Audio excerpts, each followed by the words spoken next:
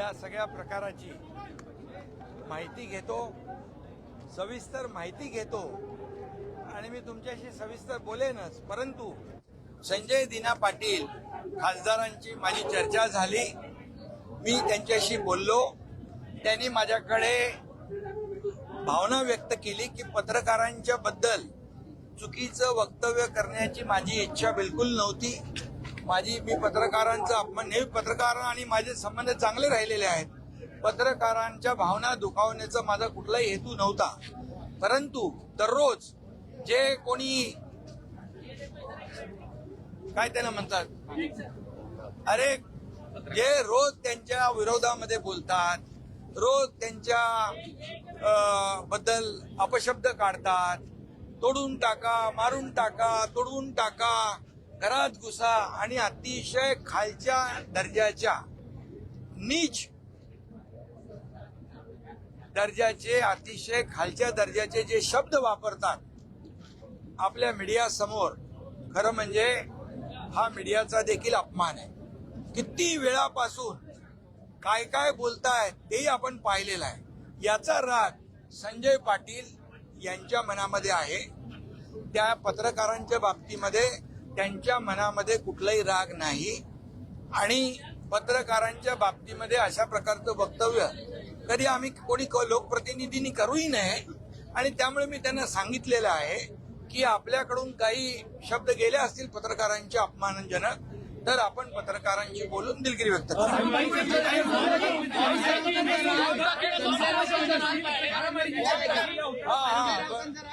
म्हणून मी सांगतो, त्यांनी तशीच भावना व्यक्त केलेली आहे. तर मी आपल्याला एवढंच सांगतो की जे लोक आता संजय दिना पाटील यांनी माझ्याजवळ भावना व्यक्त केल्या, पत्रकारांचा अपमान मला करायचा नव्हता बिलकुल, परंतु जे दररोज त्यांच्या विरोधामध्ये जे वक्तव्य करतायत, त्यांच्या घरातल्या परिवाराच्या बाबतीमध्ये वक्तव्य करतात, हे अतिशय निंदनीय आहे. हे आता कुठली पातळी आहे? किती दिवस तुम्ही बघताय? अगदी 2022 पासून आपण काय भाषा, काय लोक वापरतायत? म्हणजे ही काय लोकशाहीमध्ये हे काय महाराष्ट्राची संस्कृती आहे का? ही महाराष्ट्राची परंपरा आहे का?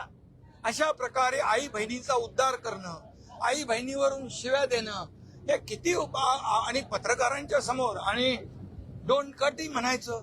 अरे काय हे? काय म्हणजे कुठल्या थराला जाऊन तुम्ही ह्या महाराष्ट्रामधली संस्कृती अगदी रसातळाला पोहोचवलेली आहे?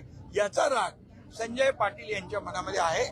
मी पुन्हा एकदा सांगतो, संजय पाटलांनी माझ्याकडे भावना व्यक्त केल्यात, कुठल्याही पत्रकारांचा अपमान मला करायचा नाही आणि त्यांना वाटतं या बाबतीमध्ये माझ्याकडून काही बोलणं अनावधानाने झालं असेल तर मी बिलकुल दिलगिरी व्यक्त करेन. अशा प्रकारचा माझी आणि त्यांची चर्चा झाली. मी स्वतः सांगतो की पत्रकारांच्या बाबतीमध्ये कधीही लोकप्रतिनिधी असेल, आमचा विषय असेल, आपला पक्ष असेल, तर कधी कुठल्याही प्रकारचा अपमान, पत्रकार आणि लोकप्रतिनिधी हे आपण दररोज एक दुसऱ्याला पूरक आहोत. त्यामुळे मी आपल्याला सांगतो, अशा प्रकारची भावना आमच्या कुठल्याही माणसाची नाही.